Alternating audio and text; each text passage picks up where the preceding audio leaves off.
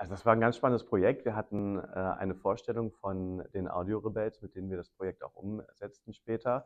Die haben uns spannende Themen vorgestellt, die Idee von Audiologos und Sounds, gezeigt und haben uns dementsprechend auch begeistert, das Projekt einfach anzugehen.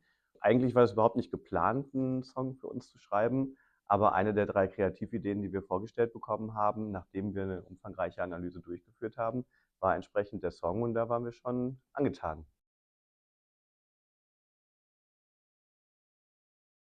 Was ihn besonders macht, ist eigentlich, dass er sehr spontan entstanden ist. Also, wir haben, nicht damit gerechnet, in diesem Termin auch einen früheigenen Song, vorgestellt zu bekommen, der schon so gut wie fertig produziert war. Im Song geht's um so 'n typisch klassischen Abend im Brauhaus. Man trifft sich mit den Freunden, man hat 'n guten Abend, man hat fein diniert, wie die Könige, wie da gesungen wird und, ähm, wenn man gehen möchte, dann trinkt man halt doch irgendwie noch 3 Kölsch, bevor man dann aufbricht und der Kürbis kommt halt schon wieder so schnell dahin und hat das aufgefüllt. Also, so 'n typischer Abend im Brauhaus, wie man kennt, wie man liebt und wie häufig ist man selbst da versackt. Ich glaube, da können sich viele schon mit auseinandersetzen und vor allem identifizieren.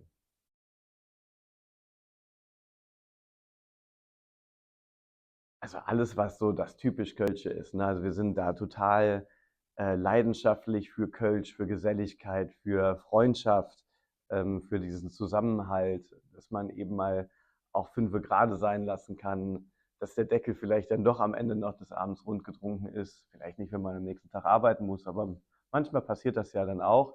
Ähm, also, wir wollen schon diese Leidenschaft auch für die Stadt, für unser Bier, für unsere Marken, da schon mit ausdrücken und das transportiert's eigentlich schon schön, die Assoziation, man zusammen da auch zu sitzen, zu schunkeln, 'n bisschen, ja, den kölschen Stil da zu leben und zu zelebrieren.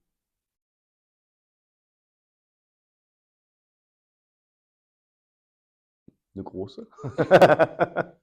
Also, Peter Josef Rüh hat uns 1904 dort gegründet, ist mit seiner Familie dort hat dort gewohnt und bis in die 80er wurde ja auch im heutigen Brauskeller noch das Frühkölsch gebraut.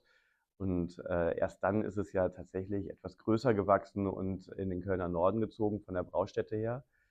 Bis heute begrüßen wir jährlich Kölnerinnen, Kölner, Immis und natürlich auch die in der Region Lebenden, manche auch von außerhalb kommt, für die Köln und, Früh einfach ein Einheitsbegriff ist und wenn man nach Köln kommt, einfach super gerne ins Früh geht. Und das gehört für uns auch zum täglich Brot, mit unseren Kunden und Gästen ins Früh zu gehen, um eben die traditionellen Werte auch noch mal zeigen zu können, den Charme des Hauses einfach zu zeigen. Für mich eines der schönsten Plätze ist der Heinzelmännchenbrunnen mit dem Biergarten von uns davor.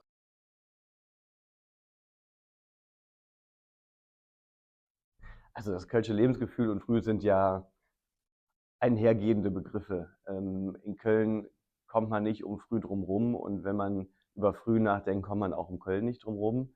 Das ist so in unserer DNA verankert und eines der 3 größten Marken sind halt nun mal auch wir, und da sind wir verdammt stolz drauf. Das kölsche Lebensgefühl, dafür stehen wir auch mit der Marke. Also, wir arbeiten tagtäglich, am Erhalt der kölschen Kultur, sind maßgeblich ja, mit daran beteiligt, entsprechende Projekte in Köln auch umzusetzen, die Restauration des Heinzelmännchenbrunnens und so weiter. Sind bei sämtlichen Straßenfesten irgendwie auch vertreten, weil, die Leute auch gerne mit Früh zusammen feiern. Wie drückt sich das im Song aus? Eigentlich ja genau so. Also der traditionelle Abend im Brauhaus bei uns an der Theke oder entsprechend an den Tischen dann in der Stehbierhalle einfach mit Freunden zusammenstehen und 'n paar Kölsch, trinken, das macht einfach das kölsche Gefühl aus und das wird ja da at its best besungen.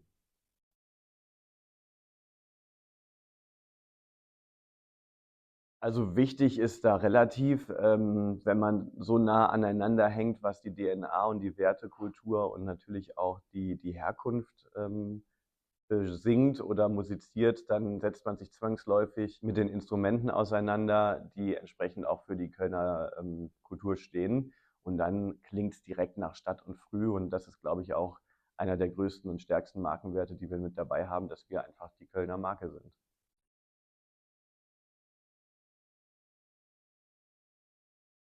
Überall und so, wie sie wollen. Punkt. Der Song ist ab sofort auf allen gängigen Kanälen zu hören. In sämtlichen Datenbanken ist er hochgeladen und wie ihr ihn hören wollt, das dürft ihr frei entscheiden, ob über die Beatbox dann unterwegs, zu Hause, überall sollte er doch verfügbar sein.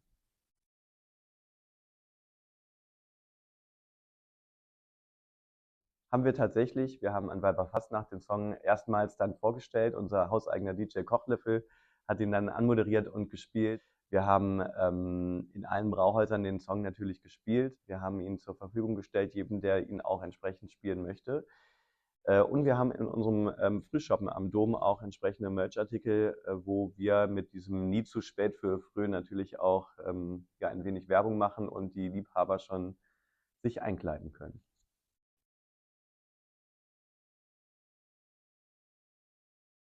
Selbstverständlich. Also überall, wo wir auch mit Musik dabei sind, gibt es den Song auch mal zu hören.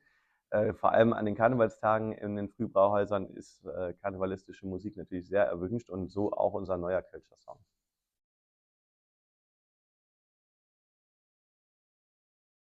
Ich denke, das wird sich zeigen. Das ist für uns jetzt mal ein Pilotprojekt. Wir haben uns noch nie mit dem Soundlogo früh auseinandergesetzt. Jetzt haben wir einen hauseigenen Song und wir haben so einen neuen Jingle, der uns sehr gut gefällt, der sicherlich auch schon ein paar Mal gespielt wurde und vielleicht schon in den ein oder anderen Köpfen verankert ist. Das war grundsätzlich ja auch nicht der Plan, dass wir eine Musikvermarktung jetzt hier bei Früh machen. Aber wenn es läuft, dann schauen wir mal, was sich daraus entwickeln kann.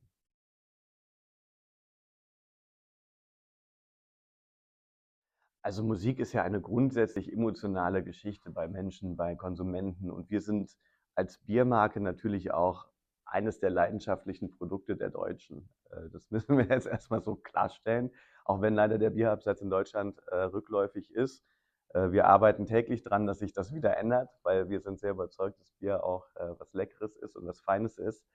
Wir haben uns jetzt in den vergangenen Monaten eigentlich viel mit diesem Thema dann auseinandergesetzt und wollen jetzt einfach mal schauen, wie können wir mit diesem Projekt weiterkommen und was gibt es vielleicht auch für Potenziale. Und wenn sich daraus was entwickelt, kann man sicherlich auch mal darüber nachdenken, was Neues zu machen. Geplant ist es derzeit nicht, aber mit dem aktuellen Song haben wir, glaube ich, schon Ohrwurm-Potenzial und wenn das einschlägt, vielleicht arbeiten wir dann nochmal an einer Fortsetzung.